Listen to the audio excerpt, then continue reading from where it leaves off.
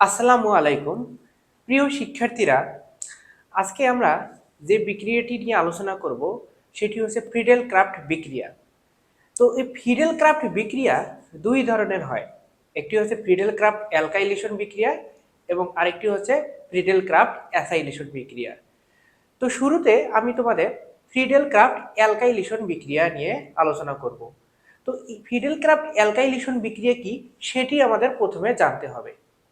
তো Friedel craft alkylation বিক্রিয়া হচ্ছে যে বিক্রিয়ায় অনার্দ্র অ্যালুমিনিয়াম ক্লোরাইডের উপস্থিতিতে অ্যালকাইল হ্যালাইডের সাথে বেনজিনের বিক্রিয়ায় যে বেনজিন বলয়ে হাইড্রোজেন আছে সেই বেনজিন বলয়ের হাইড্রোজেন পরমাণুটি অ্যালকাইল গ্রুপ দ্বারা প্রতিস্থাপিত হয় হয়ে যে প্রতিস্থাপিত যৌগ তৈরি করে, সেটা হতে পারে অ্যালকাইল বেনজিন, মিথাইল বেনজিন, এরকম প্রতিস্থাপিত যৌগ উৎপন্ন করে। তাহলে এই ধরনের বিক্রিয়াকে বলবো আমরা ফ্রিডেল ক্রাফট অ্যালকাইলেশন বিক্রিয়া। দেখো এখানে এই যে ফ্রিডেল ক্রাফট অ্যালকাইলেশন বিক্রিয়ার এখানে একটি উদাহরণ দেয়া আছে। তো বিক্রিয়াটি কিভাবে হয় দেখো, সংজ্ঞা অনুসারে দেখো, অনার্দ্র অ্যালুমিনিয়াম ক্লোরাইডের উপস্থিতিতে দেখো এই যে অ্যালকাইল হ্যালাইড মিথাইল ক্লোরাইড, এই মিথাইল ক্লোরাইডের সাথে বেনজিন বলয়ের যে হাইড্রোজেন পরমাণু আছে, এই যে বেনজিন বলয়ের যে হাইড্রোজেন পরমাণু সেটি অ্যালকাইল গ্রুপের এই যে মিথাইল মূলক আছে বা অ্যালকাইল গ্রুপ দ্বারা প্রতিস্থাপিত হয়। এখানে মিথাইলের বদলে অন্য যে কোনো অ্যালকাইল গ্রুপ থাকতে পারে, ইথাইল গ্রুপ থাকতে পারে। তো এই ইথাইল গ্রুপ বা মিথাইল গ্রুপ বা যে অ্যালকাইল গ্রুপে থাকুক না কেন, সেটি কি করবে, এই বেনজিন বলয়ের যে হাইড্রোজেন পরমাণু আছে এই হাইড্রোজেন পরমাণুকে প্রতিস্থাপিত করে একটা প্রতিস্থাপিত উৎপাদ তৈরি করে। তাহলে এখানে কি হবে, এই যে বেনজিনের হাইড্রোজেনকে সরাই দেবে, তো এই হাইড্রোজেন আর এই যে ক্লোরিন মিলে তৈরি করে HCl, আর বাকি থাকলো কি এই যে মিথাইল মূলকটা, সেটা এখানে গিয়ে সংযুক্ত হয়ে মিথাইল বেনজিন বা এটাকে অ্যালকাইল বেনজিনও বলতে পারি। মিথাইল বেনজিন যেহেতু মিথাইল মূলক আছে সেহেতু এটাকে মিথাইল বেনজিন বলবো। এবং আরেকটা নাম হচ্ছে টলুইন, এটাকে বলবো আমরা ফ্রিডেল ক্রাফট অ্যালকাইলেশন বিক্রিয়া। তো এই ফ্রিডেল ক্রাফট অ্যালকাইলেশন বিক্রিয়ার আমরা বিক্রিয়া কৌশল বা বিক্রিয়ার মেকানিজম নিয়ে আলোচনা করব। এই ফ্রিডেল ক্রাফট বিক্রিয়া কিভাবে সম্পূর্ণ হয় সেই বিক্রিয়া কৌশল নিয়ে আমরা আলোচনা করব। খুবই মজার একটা বিষয়, তোমরা খুবই মনোযোগ দিয়ে দেখবা, আশা করি আমি তোমাদের বিষয়টা বোঝাইতে পারবো। আচ্ছা, তো এই ফ্রিডেল ক্রাফট বিক্রিয়ার যে বিক্রিয়া কৌশল সেটি তিনটি ধাপে সম্পূর্ণ হয়।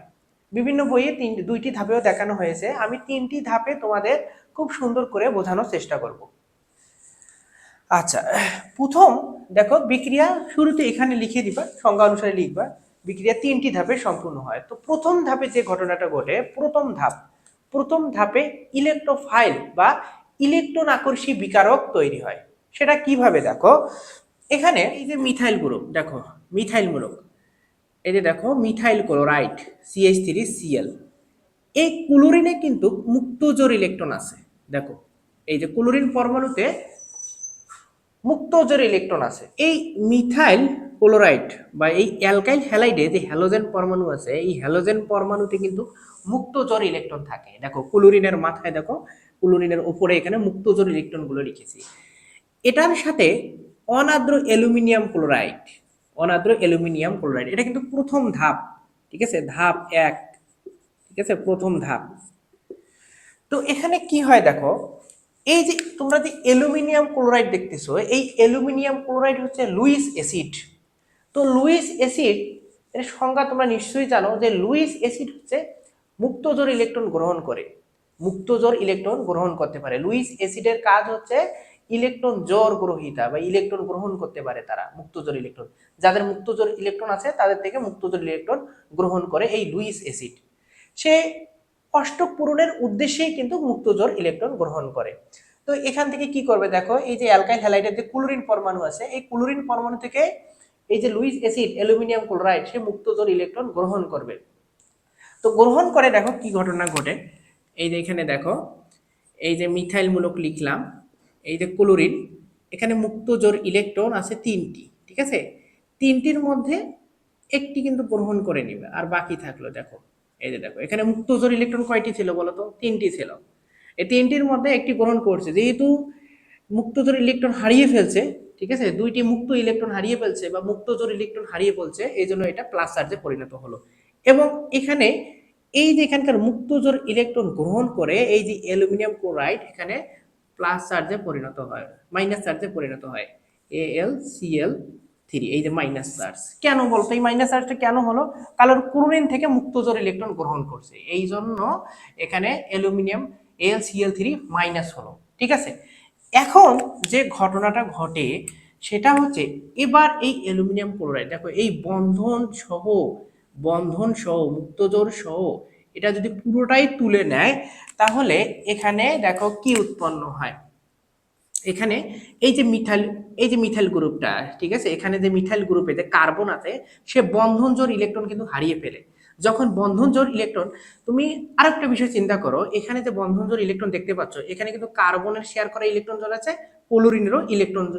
ক্লোরিনেরও শেয়ার করা ইলেকট্রন জোড় আছে। তো কার্বন যখন তার শেয়ার করা ইলেকট্রন জোড় হারিয়ে ফেলে তখন সেটা প্লাস চার্জে পরিণত হয়, এই যে প্লাস চার্জ। ঠিক আছে, এটাই হচ্ছে কি ইলেকট্রোফাইল। দেখো এটাই হচ্ছে কি ইলেকট্রোফাইল।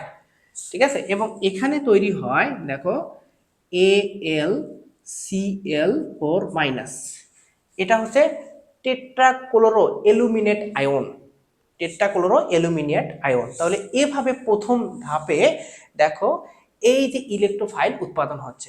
এখন ধাপ নাম্বার 2 দেখো, দ্বিতীয় ধাপে যে ঘটনাটা ঘটে দেখো, এই যে উৎপন্ন ইলেকট্রোফাইল বা ইলেকট্রন আকর্ষী বিকারক বেনজিন বলয়ের যে পাই ইলেকট্রন আছে, যে পাই বন্ধন আছে, সেই পাই বন্ধনে গিয়ে অ্যাটাক করে কার্বনিয়াম আয়ন তৈরি করে। তাহলে ধাপ 2-এ যে ঘটনা ঘটে, ধাপ 2-এ মনে রাখবা যে কার্বনিয়াম আয়ন তৈরি করে। তাহলে এই যে ইলেকট্রোফাইল বেনজিন বলয়, দেখো এই যে বেনজিন বলয়, ইলেকট্রোফাইল এই যে বেনজিন বলয়, ঠিক আছে, এই যে বেনজিন বলয়ে যে পাই বন্ধন আছে সেখানে গিয়ে অ্যাটাক করে। ঠিক আছে, এই যে এখানে গিয়ে অ্যাটাক করে দেখো এই যে কার্বনিয়াম আয়ন তৈরি করে। দেখো এই যে এখানে প্লাস, এখানে হাইড্রোজেন, তারপরে CH3, এখানে বন্ড, এখানে এইটার নাম হচ্ছে কার্বনিয়াম আয়ন, কার্বনিয়াম আয়ন। ঠিক আছে, এখন ধরো যে অনেকে এই বিষয়টা বুঝতে পারলে না যে এখানে ঘটনাটা কি ঘটলো, এই যে ইলেকট্রোফাইল কি এখানে অ্যাটাক করলো, এখানে প্লাস চার্জ, আবার এখানে এমনটা হলো, সেটা কিভাবে তোমাদের আমি বোঝাই দিচ্ছি।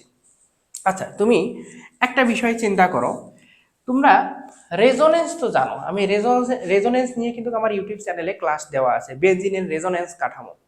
তো রেজোনেন্স কাঠামোর কারণে এখানে বেনজিনের যে দ্বিবন্ধন আছে এই দ্বিবন্ধনের মুভমেন্ট হয়, সঞ্চারণ ঘটে বা স্থান পরিবর্তন ঘটে, সেটাকে বলা হয় রেজোনেন্স। ঠিক আছে, আচ্ছা, তাহলে এই যে বিষয়টা এখানে খেয়াল করো, এই যে বেনজিনের যে পাই বন্ধন আছে, এই পাই বন্ধন যদি এই পাশের কার্বনে চলে আসে রেজোনেন্সের কারণে যদি পাশের কার্বনে চলে আসে, তাহলে এই কার্বন তার বন্ধন জোড় ইলেকট্রন হারিয়ে প্লাস চার্জে পরিণত হয়, আর এখানে ইলেকট্রন জোড় গ্রহণ করে নেগেটিভ চার্জে পরিণত হয়। দেখো এখানে পাই বন্ধনে দুইটা ইলেকট্রন আছে না, এই যে পাই বন্ধনে দুইটা ইলেকট্রন এই কার্বনে চলে আসে, যেহেতু নিয়ে এসে নেগেটিভ চার্জ, আর এখানে বন্ধন জোড় ইলেকট্রন হারিয়ে এখানে প্লাস চার্জে পরিণত হয়, এই কার্বনটা প্লাস চার্জে পরিণত হয়।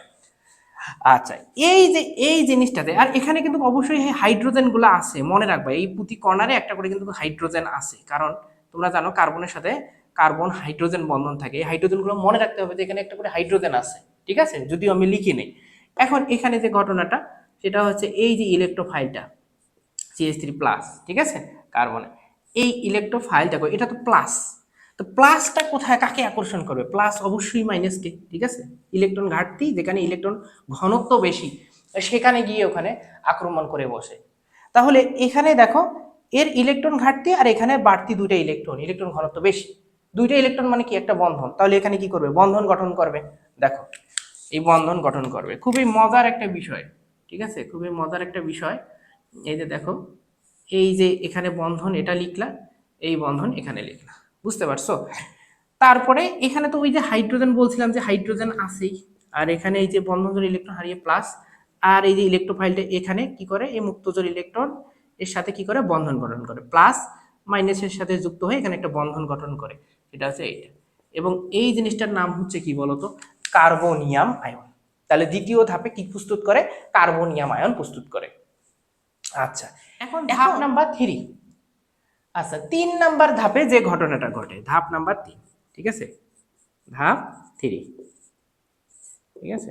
এই তৃতীয় ধাপে এই যে কার্বনিয়াম আয়ন আছে, এই তৃতীয় ধাপে যে কার্বনিয়াম আয়ন আছে, সেই কার্বনিয়াম আয়ন প্রোটন ত্যাগ করে প্রতিস্থাপিত যৌগ তৈরি করে, অর্থাৎ মিথাইল বেনজিন তৈরি করে বা অ্যালকাইল বেনজিন তৈরি করে। দেখো সেটা কিভাবে, দেখো এই যে ধাপ 3 তে ওই যে কার্বোক্যাটায়নটা নিবে, কার্বনিয়াম আয়নটা নিবা, ঠিক আছে, এই কার্বনিয়াম আয়নটা দেখো, এখানে কার্বনিয়াম আয়নটা এই যে প্লাস, তারপরে এখানে বন্ধন, তারপরে এখানে বন্ধন, এই যে হাইড্রোজেন, তারপর এই CH3, এই যে নিউক্লিওফাইলটা দেখো, এই যে এখানে অ্যালুমিনিয়াম টেট্রাক্লোরো অ্যালুমিনেট যে আয়নটা আছে, ঠিক আছে। এখানে কি করে, তৃতীয় ধাপে প্রোটন ত্যাগ করে। কে প্রোটন ত্যাগ করে, এই কার্বনিয়াম আয়ন। যখন প্রোটন ত্যাগ করে, সে H+ হিসেবে নির্গত হয়ে যায়, বের হয়ে যায়। বের হয়ে এই H+টা বের হয়ে এই যে টেট্রাক্লোরো অ্যালুমিনেট আছে না, সেখানকার ক্লোরিনের সাথে সংযুক্ত হয়ে, ঠিক আছে, সেখানকার ক্লোরিনের সাথে সংযুক্ত হয়ে HCl গঠন করে। এই সেই HCl লিখলাম, ঠিক আছে। আচ্ছা, আর দেখো এই যে বন্ধনটা, এই যে বন্ধনটা, এই যে যখন প্রোটন চলে গেল, তখন তো এখানে বন্ধনের 2টা ইলেকট্রন রেখে চলে গেল না, সেই ইলেকট্রন 2টা এখানে এসে এই প্লাস চার্জকে প্রশমিত করে, এখানে একটা বন্ধন তৈরি করে ফেলে, এখানে একটা বন্ধন তৈরি করে ফেলে। তাহলে দেখো এই জিনিসটা, এই যে খুব মজার একটা বিষয়, ঠিক আছে, এই জিনিসটা দেখো, এখানে বন্ধন যা আছে দেখে লেখো, এই যে বন্ধন, আর এখানে বন্ধন, এই যে নতুন বন্ধন তৈরি করলো, এখানে একটা বন্ধন দিয়ে নাও, ঠিক আছে। আর এখানে কি থাকলো বলো তো, এই যে CH3 টলুইন, ঠিক আছে, টলুইন বা এটাকে মিথাইল বেনজিন। আমি এটা জাস্ট এখানে স্থান পরিবর্তন করে দিছি, এটা কোনো ব্যাপার না, তোমরা যে কোনো এক জায়গায় থেকে ধরতে পারো, ঠিক আছে। এইটাই হচ্ছে টলুইন, তুমি যদি এখানেও ধরো সমস্যা নাই। বিক্রিয়ার ক্ষেত্রে যেহেতু আমি এই জায়গাগুলোতে হ্যাঁ কাজ করছি, সেহেতু এখানে মিথাইল মূলকটা এই জ্ঞানে এসে এসে অ্যাটাচড হয়েছে, বুঝতে পারছো। আর কি বাকি থাকলো, এখানে তৈরি হবে অ্যালুমিনিয়াম ক্লোরাইড, AlCl3, ঠিক আছে, AlCl3। তাহলে এভাবে দেখো, বিক্রিয়া কৌশলটা অনেক সহজ, আশা করি তোমরা বুঝতে পারছো।